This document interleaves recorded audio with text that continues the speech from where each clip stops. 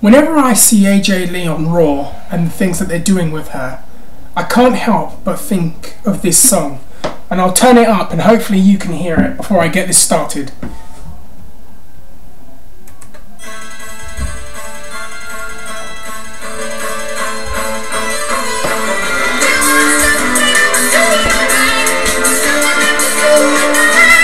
I'm gonna go crazy on you. Gonna go crazy.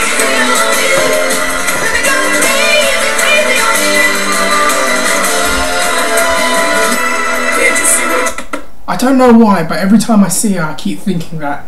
So, I'm going to progress and actually talk about the AJ Lee character, because it's been one of the few interesting developments on their show right now.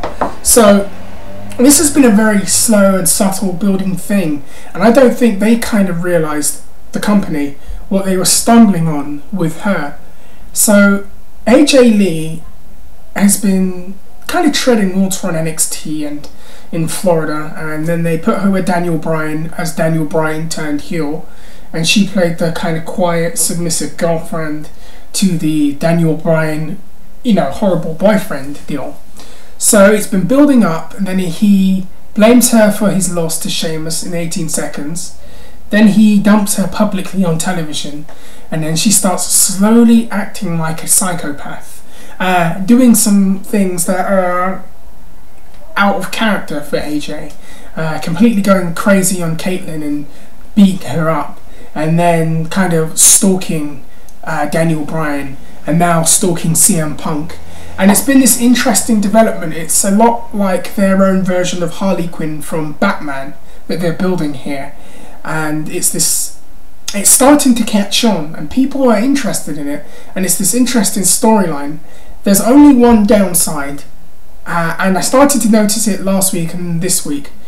They're starting to overexpose her now, and that's what I want to talk about. I want to know, first of all, what does everyone think of the AJ Lee character, where it's going, and second of all, do you think that they're going to overexpose her?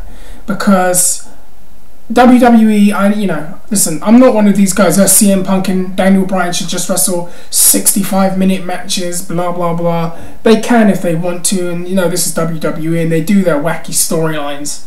But the thing is, it does look like the whole storyline is centered about AJ Lee and not the other two in a way. They're bit players in this, and they gave her a lot of time last week and a lot of time this week, and the thing about the story that was working was that it was subtle and it was building subtly, and they were not overexposing it. And now it's starting to feel like they're overexposing the character, and it's going to get to the point, if they overexpose her too much and they overdo it too much, they might not get the desired reaction. People might get fed up of her and be like, ugh, and turn it over. And that's just the thing I wanted to say. The WWE need to be very careful. They need to create new stars. They need some depth to their roster, as Money in the Bank can tell you. It's not very deep. They need some new stars. And I think what they need to do is they need to have an end game with this story. And they need to know where it gets to. And then the momentum that she has, they need to, what's the right word? Parlay that into her doing her own thing. Because I feel, if anything, the one thing that can, what's the right word I'm thinking of? The right word. The one thing, one of the positive things that can come out of this is that you now have a female star that you can do something with. You've developed that she's a bit on edge and she's a bit psychotic, and now you can make her her own character, and she can be in the women's division. And now you have a character that's over in the women's division that we can then get to see work. And the other thing that interests me about this AJ Lee character is that, how can I put it? I don't think WWE realised this many years ago when they did this with Mickie James, but psycho girls are actually over. They're not going to get booed. That's the problem. Psychopathic girls will end up getting cheered for. When Mickie James did that gimmick with Trish Stratus, that story of Trish Stratus, the fans didn't necessarily boo her. They started cheering for her. And if you watch WrestleMania that year, they were pro Mickie and anti Trish. And I wonder if they realise that, and if they're still in touch with today's society. Because men will cheer for a psycho girl for some weird reason. Don't ask me why. And what happens later on? What can they do with her, you know, as she moves out of this story? Perhaps, you know, eventually a feud with her and Eve, and let her, you know, eventually be Eve. Eve's character is kind of up and down right now, but that's another thing. Maybe a feud with her and Lita.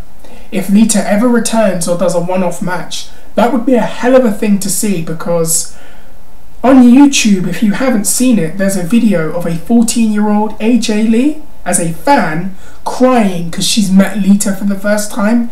And maybe they could do a storyline if Lita ever came back with her and Lita.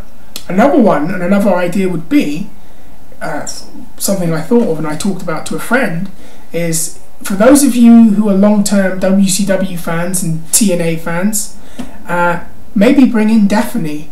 And now you have two Psycho girls. Maybe they have an on-screen pairing or they have a feud, but there's plenty of options that you can have there with the AJ Lee character. So I just kind of want to say I'm very interested in the character. Let's just hope they don't overexpose it, and let's hope they actually create a new star, because that's the thing they need to do these days.